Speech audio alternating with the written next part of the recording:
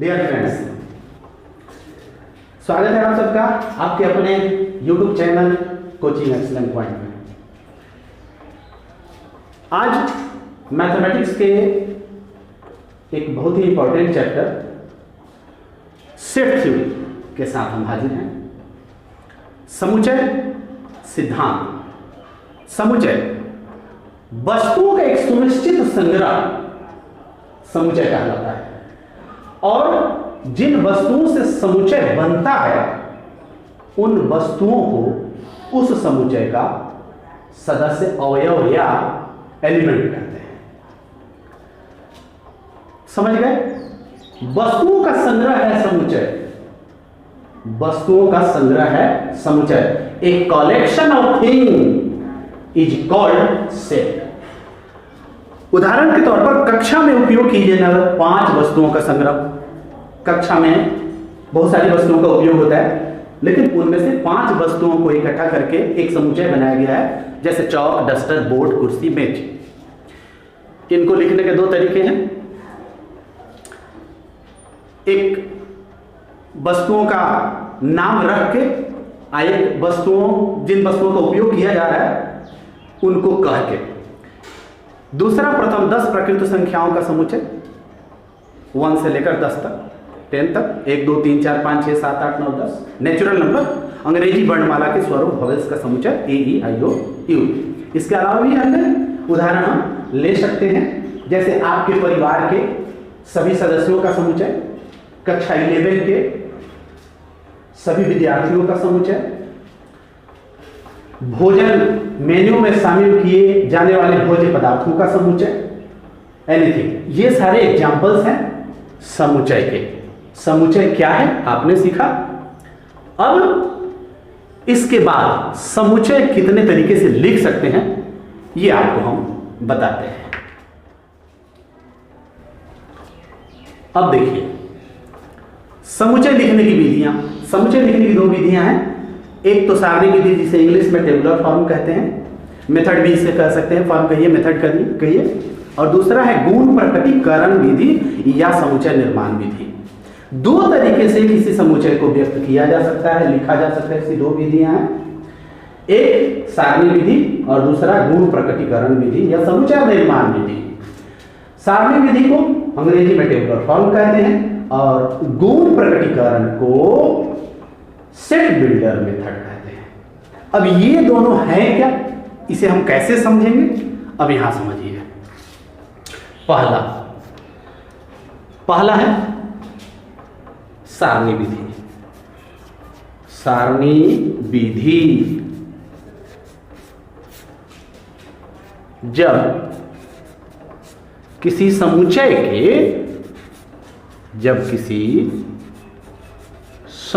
के सदस्यों को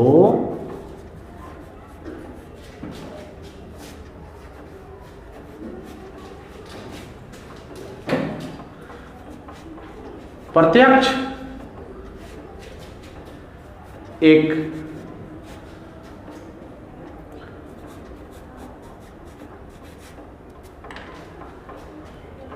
एक सारणी रूप में लिखा जाता है,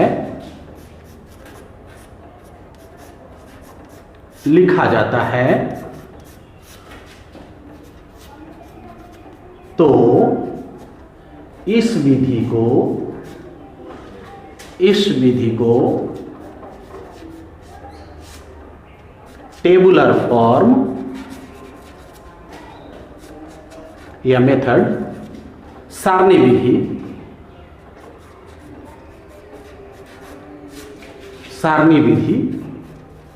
कहते हैं। सारणी विधि कहते हैं। अर्थात किसी भी समुच्चय के सदस्यों को डायरेक्ट अगर लिख दिया जाए स्पष्ट रूप से, प्रत्यक्ष रूप से, तो इस तरह की विधि को सारणी विधि या टेबुलर फॉर्म कहते हैं। उदाहरण के तौर पर जैसे A बराबर AEIOU, B बराबर x such that x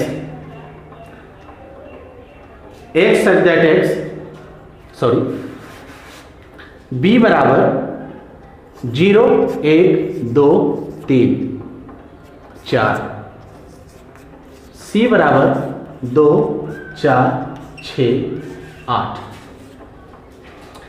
ये एग्जाम्पल्स हुए सारणी विधि। जब किसी समुच्चय के सदस्यों को प्रत्यक्ष एक सारणी रूप में लिखा जाता है तो इस विधि को टेबुलर फॉर्म या सारणी विधि कहते हैं। आप देख सकते हैं यहां पर डायरेक्टली लिख दिया गया है। ये डायरेक्टली का मतलब हुआ कि उस समुच्चय के सदस्यों को बस लिख दिया गया है इसी फॉर्म में। अब जो दूसरी विधि है, दूसरी विधि गुण प्रकटीकरण विधि है या समुच्चय निर्माण विधि है। उसे कैसे लिखते हैं उसे भी इसके बाद बताते हैं।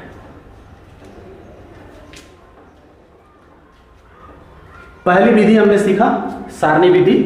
इस विधि में हमने क्या देखा कि समुच्चय के सदस्यों को अलग अलग करके लिखा जा रहा है। अब इसकी जो दूसरी विधि है गुण प्रकटीकरण विधि, गुण प्रकटीकरण विधि। इसमें समुच्चय के सदस्यों को डायरेक्ट न लिख करके उनके सदस्यों के विशेष गुण को व्यक्त किया जाता है। उनके विशेष गुण बताकर उस समुच्चय में जितने भी मेंबर्स होंगे, अवयव होंगे, एलिमेंट होंगे, उनके विशेष गुण को बताकर के व्यक्त किया जाता है। तब ऐसे इस तरह की विधि को गुण प्रकटीकरण विधि कहते हैं या सेट बिल्डर मेथड कहते हैं। आइए देखिए एग्जाम्पल के तौर पर एक a बराबर x सच दैट x, ये गुण प्रकटीकरण में लिखने का एक तरीका है। x सच दैट x, इसका मतलब हुआ x ऐसा है, अर्थात इसमें जो मेंबर हैं ऐसे हैं। कैसे हैं? x सच दैट x अंग्रेजी वर्णमाला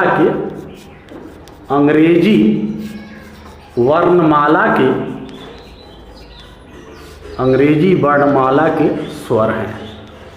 स्वर मतलब भव्य स्वर है, अंग्रेजी वर्णमाला के स्वर है।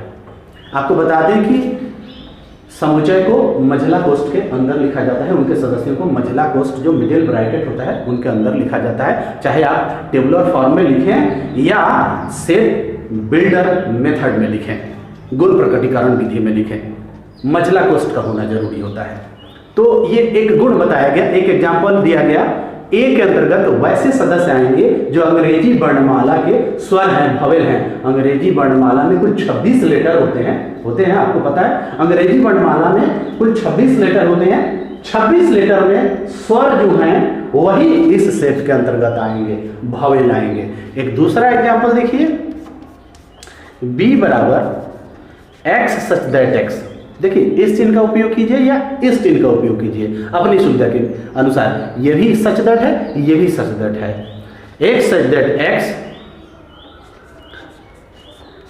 सम संख्याएं हैं जो 8 से छोटी हैं, 8 से छोटी हैं। अब यहां ध्यान दीजिए, बी समुच्चय में वैसे मेंबर्स आएंगे, वैसे एलिमेंट आएंगे, वैसे सदस्य होंगे जो सम संख्याएं होंगी। लेकिन सम संख्याएं तो इन्फिनिटी हैं, अनंत है। उनकी भी एक सीमा है, 8 से छोटी होंगी, अर्थात 2 4 6 तक ही इसमें सदस्य लिखे जा सकते हैं, एलिमेंट लिखे जा सकते हैं। तो उनको गुण बताया गया है, एक उनका गुण बताया गया है। तीसरा एग्जाम्पल ले लीजिए, c equal to x such that x 2 से विभाज्य संख्याएं हैं। अब x सच दैट x 2 से विभाज्य संख्याएं हैं। 2 से विभाज्य संख्याएं तो बहुत सारी हैं, इसका मतलब बहुत सारे इसके मेंबर हो गए, बहुत सारे इसके एलिमेंट हो गए। 2 से विभाज्य, यानी 2, 4, 6, 8, 10, 12, 14, 16, 18, 20 dot dot dot dot dot infinity इसके मेंबर्स होंगे। 2 से विभाज्य अनंत हैं। एक चौथा एग्जांपल लेते हैं, d बराबर x सच दैट x 5 के भाजक हैं। 5 के भाजक हैं, चलिए 15 का भाजक कर देते हैं, 15 के भाजक हैं। अब इसमें वही एलिमेंट आएंगे जो 15 को पूर्णतः विभाजित करते हैं। 15 के भाजक हैं, अर्थात 15 को पूर्णतः विभाजित करें, शेष न गिरे। तो इसमें अगर देखा जाए तो क्या क्या एलिमेंट्स होंगे? 1 होगा, 2 नहीं होगा, 3 होगा, 5 होगा और 15 होगा। 1, 3, 5, 15 ये ऐसे एलिमेंट्स हैं जो इस समुच्चय के सदस्यों को पूरा करेंगे। तो एक गुण बता करके इन समुच्चयों को लिखा गया। तो हमने क्या देखा? समुच्चय लिखने की 2 विधियां, एक सारणी विधि और दूसरी गुण प्रकटीकरण विधि। सारणी विधि को अंग्रेजी में कहेंगे टेबुलर फॉर्म, और गुण प्रकटीकरण विधि या समुच्चय निर्माण विधि को कहेंगे सेट बिल्डर मेथड। 2 तरीके से हम समुच्चय को व्यक्त करते हैं। पहला सारणी विधि, उसमें सदस्यों को अलग अलग करके लिखा जाता है, प्रत्यक्ष रूप से दिखाया जाता है, और इसमें सदस्यों को नहीं दिखाया जाता है, उनका एक विशेष गुण बता करके लिखा जाता है। इसलिए तो इसका नाम है गुण प्रकटीकरण विधि। इसमें सदस्यों को डायरेक्ट नहीं लिखा जाता है, प्रत्यक्ष नहीं लिखा जाता है, बल्कि उनका गुण बता करके लिखा जाता है। देखिए a = x such that x अंग्रेजी वर्णमाला के स्वर हैं, तो आपको समझ जाना है अंग्रेजी वर्णमाला के स्वर वोवेल कौन है? a, e, i, o, u। b = x such that x, ये और ये सेम चीज लिखा है, लिखने के तरीके बस अलग अलग हैं, सेम चीज है। सम संख्याएं हैं जो 8 से छोटी हैं। 8 से छोटी जो संख्याएं हैं और सम हैं, उनको इस समुच्चय के सदस्य बनाए गए हैं। C x such that x 2 से विभाज्य संख्याएं, इन्फिनिटी होंगी, अनंत होंगी, बहुत सारी 2 से विभाज्य संख्याएं होंगी। d = x such that x 5 के भाजक हैं, ये सीमा में है, एक परिमित समुच्चय है। कैसे समुच्चय परिमित है? क्योंकि 15 के भाजक अनंत नहीं है, 1 है, 3 है और 5, 15 हैं। तो आपने क्या देखा? समुच्चय लिखने की 2 विधियों को देखा। चलिए इसके बाद फिर आगे समझाते हैं। चलिए आगे देखते हैं। समुच्चय लिखने की विधि के बाद समुच्चय आखिर कितने प्रकार के होते हैं? प्रमुख 5 प्रकार के होते हैं। एक सदस्यीय समुच्चय, सिंगल एलिमेंट सेट, इसको सिंगलटन सेट भी कहा जाता है। युग्म सदस्यीय समुच्चय, पेयर सेट या 2 एलिमेंट सेट। परिमित समुच्चय, फाइनाइट सेट। अपरिमित समुच्चय, इनफाइनाइट सेट। रिक्त समुच्चय, एम्प्टी सेट या नल सेट। समुच्चय मुख्य रूप से 5 प्रकार के। अब 5 प्रकार के नाम आपको सामने बोर्ड पर लिखकर दिखाए जा रहे हैं, इसे देखिए, स्पष्ट आप देख पा रहे हैं। फिर से दोहरा देते हैं। एक सदस्यीय समुच्चय, युग्म सदस्यीय समुच्चय, परिमित समुच्चय, अपरिमित समुच्चय, रिक्त समुच्चय। इसे इंग्लिश में क्रमशः सिंगल एलिमेंट सेट या singleton set, pair set, finite set, infinite set, empty set और नल सेट कहते हैं। अब सवाल है कि इसे समझेंगे कैसे कि ये परिमित है, ये अपरिमित है, ये एक सदस्यीय समुच्चय है, ये रिक्त समुच्चय है। जी बिल्कुल। अब हम इसे एक एक करके समझेंगे। चलिए इस पर चर्चा करते हैं। एक सदस्यीय समुच्चय, यदि आपसे कहा जाए कि एक ऐसा समुच्चय लिखिए जिसमें एक ही सदस्य आता हो, एक और केवल एक ही सदस्य आता हो, तो आप क्या लिखेंगे? सोचिए, नहीं आ रहा। चलिए हम बताते हैं। a माने a बराबर x सच दैट x पृथ्वी के उपग्रहों की संख्या। पृथ्वी के कितने उपग्रह हैं? मात्र एक। नाम क्या है? चंद्रमा। तो अगर कहा जाए a = x such that x पृथ्वी के उपग्रहों की संख्या, तो आप जाहिर सी बात है केवल एक ही मेंबर दे पाएंगे जिसे चंद्रमा कहते हैं। यह हुआ एक सदस्यीय समुच्चय, सिंगलटन सेट या सिंगल एलिमेंट सेट। केवल और केवल एक सदस्य जिसमें आते हो वो सिंगल सेट है। एक और उदाहरण ले लेते हैं। एक सच दैट एक्स सम अभाज्य संख्याओं की संख्या, एक सच दैट एक्स सम अभाज्य संख्याओं की संख्या। तो सम अभाज्य संख्याएं कितनी है? मात्र एक है, एक ही है सम अभाज्य संख्या, वो क्या है? 2। तो इस तरह के अगर एग्जाम्पल आते हैं सामने तो आप समझ जाएंगे एक सदस्यीय समुच्चय है, सिंगल एलिमेंट सेट है या सिंगलटन सेट है। युग्म सदस्यीय समुच्चय, युग्म सदस्यीय समुच्चय, युग्म से सीधे अर्थ निकल रहा है कि पेयर सेट मतलब 2 होंगे इसमें सदस्य। ऐसे समुच्चय जिनके सदस्यों की संख्या केवल 2 हो वो युग्म सदस्यीय समुच्चय, युग्म समुच्चय कहलाते हैं।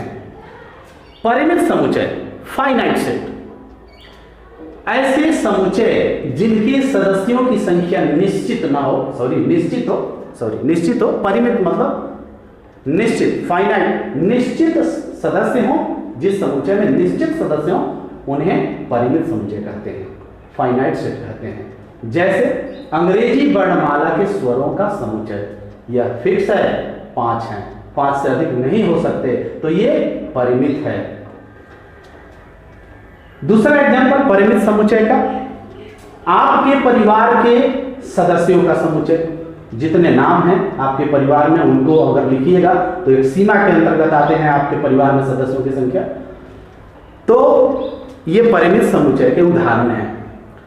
संख्या 45 के भाजकों की संख्या, संख्या 45 के भाजकों की संख्या, अब 45 45 है, 45 को कितने कौन कौन संख्याओं से काट सकते हैं, किन किन संख्याओं से काट सकते हैं, जिनसे पूर्णतः कट जाए वही उसके भाजक होंगे। तो 45 के भाजकों का समुच्चय यह एक परिमित समुच्चय है। अपरिमित समुच्चय, इनफाइनाइट सेट। अब इनफाइनाइट सेट का मतलब हुआ जिसकी कोई सीमा नहीं है। प्राकृत संख्याओं का समुच्चय, कोई सीमा है? नहीं है, इन्फिनिटी तक जाएगा। सम संख्याओं का समुच्चय इन्फिनिटी तक जाएगा, बहुत लंबा होगा, इसकी कोई सीमा नहीं है, यह अपरिमित तक जाता है। विषम संख्याओं का समुच्चय, इसकी भी कोई सीमा नहीं है। अभाज्य संख्याओं का समुच्चय, इसकी भी कोई सीमा नहीं है। दुनिया में पागल व्यक्तियों का समुच्चय, दुनिया में पागल व्यक्तियों का समुच्चय आप शायद गिन नहीं पाएंगे, इसकी भी सीमा नहीं है, इसको भी अपरिमित कह सकते हैं, थोड़ी देर के लिए कह सकते हैं, गिनना थोड़ा कठिन है, लेकिन इसको फिलहाल हम अपरिमित में मानकर चल रहे हैं। रिक्त समुच्चय, empty set, null set. Null set, empty set, वैसे समुच्चय जिसमें एक भी अवयव ना हो, वैसे समुच्चय जिसमें एक भी अवयव ना हो, एक भी एलिमेंट ना हो, एक भी सदस्य ना हो, बिल्कुल खाली हो, उसे एम्प्टी सेट कहते हैं, नल सेट कहते हैं, रिक्त समुच्चय कहते हैं, खाली समुच्चय कहते हैं। अब इसके वो एग्जाम्पल क्या हो सकते हैं? आपके गांव के 5 आंख वाले व्यक्तियों का समुच्चय, क्या आपके गांव में 5 आंख वाले व्यक्ति हैं? नहीं है, तो खाली जाएगा, इसके एक भी मेंबर नहीं होंगे। आपके परिवार में 4 आंख वाले व्यक्तियों का समुच्चय, क्या आपके परिवार में 4 आंख वाले व्यक्ति हैं? नहीं है, मैं चश्मा की बात नहीं कर रहा हूं, रियल में 4 आंखें हैं, किसी को नहीं है, तो जब नहीं है तो खाली जाएगा। तो आप समझ सकते हैं रिक्त समुच्चय किसको बोल रहे हैं। रिक्त समुच्चय का मतलब उसमें एक भी अवयव आए ही नहीं, बिल्कुल खाली हो, तो ऐसे समुच्चयों को हम रिक्त समुच्चय कहते हैं। एक सदस्यीय समुच्चय जिसमें केवल एक सदस्य आता हो। युग्म सदस्यीय समुच्चय मतलब उसमें केवल 2 ही सदस्य आते हों। परिमित समुच्चय जिसमें सदस्य तो बहुत सारे आते हो लेकिन एक सीमा में आते हों, उनकी एक निश्चित सीमा हो। अपरिमित समुच्चय बहुत सारे मेंबर्स आते हो, बहुत सारे एलिमेंट आते हो, लेकिन उसकी कोई सीमा नहीं है, अनंत तक जाते हो। रिक्त समुच्चय जिसमें एक भी अवयव नहीं आते हो, एक भी अवयव नहीं आते हो। ये हुआ समुच्चय के प्रकार, टाइप्स ऑफ सेट्स, मुख्य रूप से 5 प्रकार के। इसके आगे नेक्स्ट बताते हैं। समुच्चय में आगे बढ़ते हैं। आगे बढ़ने से पहले कुछ चिन्हों को हमें समझना होगा, याद रखना होगा, मेमोराइज करके रखना होगा। आप बोर्ड पर देख सकते हैं किन किन चिन्हों का उपयोग किया जाएगा कुछ प्रमुख चिन्हों को हमने लिख दिया है बोर्ड पर। इसके अलावा भी कुछ ऐसे चिन्ह हैं जो आगे चल के जब सवाल बनेगा तो बताया जाएगा। समुच्चय में उपयोग किए जाने वाले महत्वपूर्ण चिन्ह, सिंबल्स, संकेत। इस चिन्ह को एलिमेंट या सदस्य या अवयव कहते हैं। मैं इंडिकेट करके छड़ी से स्टिक से बता रहा हूं। इस चिन्ह को एलिमेंट, ऐसा चिन्ह दिखे तो उसे एलिमेंट कहेंगे, सदस्य या अवयव हिंदी में कहेंगे। वही चिन्ह लिखकर अगर काट दिया जाए तो नॉट एलिमेंट बोलेंगे, सदस्य नहीं बोलेंगे उसको। इस चिन्ह को सबसेट या उप समुच्चय बोलेंगे। ये जो चिन्ह आप देख रहे हैं इसी के जैसा है, लेकिन इसमें से ये नीचे वाला चिन्ह नहीं है।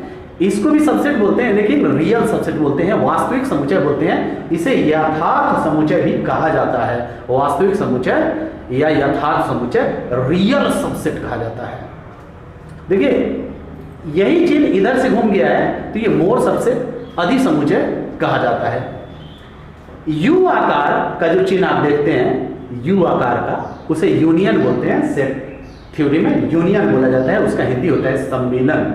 इसका उपयोग मिलाने के लिए करते हैं। ये यू आकार को उलट दिया गया है, नीचे की ओर दे दिया गया है, तो उस चिन्ह को इंटरसेक्शन बोलते हैं। देखिए कुछ ऐसी चिन्हें हैं जो एक ही जैसा दिख रही हैं, एक जैसा नहीं है, उसमें कुछ ना कुछ लिखने में इधर से उधर है, ध्यान देने की जरूरत है। आप बार बार इसे देखेंगे, लिखेंगे, कुछ सवाल बनाएंगे तो याद हो जाता है। ये यूनियन है, यूनियन सम्मिलन, और नीचे की ओर लिख दिए तो इंटरसेक्शन है, सर्वनिष्ठ। सर्वनिष्ठ का उपयोग वहां किया जाता है सेट थ्योरी में जहां कुछ सदस्यों को कॉमन देखा जाता है। कॉमन सदस्यों को ज्ञात करने के लिए उस चिन्ह का उपयोग किया जाता है। ये a के पावर c लिखा है, c की जगह पर डैश भी दे सकते हैं, तो a का पावर c हो, b का पावर c हो, c का पावर c हो, या डैश हो, या e का पावर c हो, या i का पावर c हो, तो ऐसे सिंबल को हम कंप्लीमेंट्री सेट ऑफ a, अगर b होता तो b, c होता तो c, d होता तो d, a का पूरक समुच्चय, b का पूरक समुच्चय, c का पूरक समुच्चय, इस तरह से इसको हम बोलते हैं। एक 9 नंबर में फॉर्मूला है, मझला क्वेश्चन बनाकर इसमें कुछ नहीं लिखा गया है, कुछ नहीं मतलब खाली, नल, एम्प्टी, तो इसको मिडिल ब्रैकेट बोलते हैं। अगर इस तरह का ब्रैकेट दे दिया जाए, ये ब्रैकेट ही है, सॉरी ये ब्रैकेट ही है, इसको मिडिल ब्रैकेट बोलते हैं। लेकिन जब उसमें मेंबर्स को नहीं लिखे जाते हैं, एलिमेंट को नहीं लिखे जाते हैं, तब उसे एम्प्टी सेट बोला जाता है। ये सेट के रूप में नहीं है, अभी मझला ब्रैकेट के रूप में है। यहाँ ये चिन्ह देखिए आप, ई, ऐसे ई या यू को थोड़ा सा घुमाकर, ऐसे सिंबल को, ऐसे चिन्ह को यूनिवर्सल सेट, समष्टीय समुच्चय के रूप में उपयोग होता है। एक बहुत ही इंपॉर्टेंट सिंबल छूट रहा है, उसे 11 नंबर पर हम लिख देते हैं, ये हो गया 5। ये 5 किसको डिनोट करता है? रिक्त समुच्चय को, खाली समुच्चय को। अब यहाँ आप मझला कोष्ठ समझे, लेकिन इसमें मेंबर्स नहीं है, खाली है, इसलिए ये 5 हो गया रिक्त समुच्चय का, रिक्त समुच्चय का संकेत है, सिंबल है, रिक्त समुच्चय। तो आप समझ गए 10-11 महत्वपूर्ण चिन्ह हैं। इन चिन्हों को हमेशा आपको याद रखना है, सेट थ्योरी का सवाल बनाते समय इनकी जरूरत पड़ेगी। इसके अलावा भी कुछ ऐसे चिन्ह हैं जिनकी जरूरत पड़ेगी, जो अभी हम नहीं लिख पाए, जब सवाल बनेंगे तो उनका उपयोग आप सीख जाएंगे। लेकिन इन चिन्हों को आप जरूर मेमोराइज करके रखिएगा। मेमोराइज करके रखेंगे तो सवाल बनाने में आसानी होगी, जल्दी जल्दी सवाल बनेंगे। अब आपने आज के एपिसोड में इसे सेट थ्योरी का पार्ट 1 समझें। समुच्चय का परिचय हमने सीखा, समुच्चय को कितने प्रकार से लिख सकते हैं, कितने तरीके से लिख सकते हैं, कितनी विधियों से लिख सकते हैं, समुच्चय के कितने प्रकार होते हैं, उनकी परिभाषा भी बताया, एग्जाम्पल भी बताया, और अब आगे बढ़ने के लिए इन चिन्हों का होना जरूरी है। इसलिए आज के एपिसोड में ये चिन्ह हमने आपको लिखकर बता दिया। मिलेंगे अगले एपिसोड में सेट थ्योरी के पार्ट 2 में। तब तक आप इसे मेमोराइज करके रखिए। विदा दीजिए।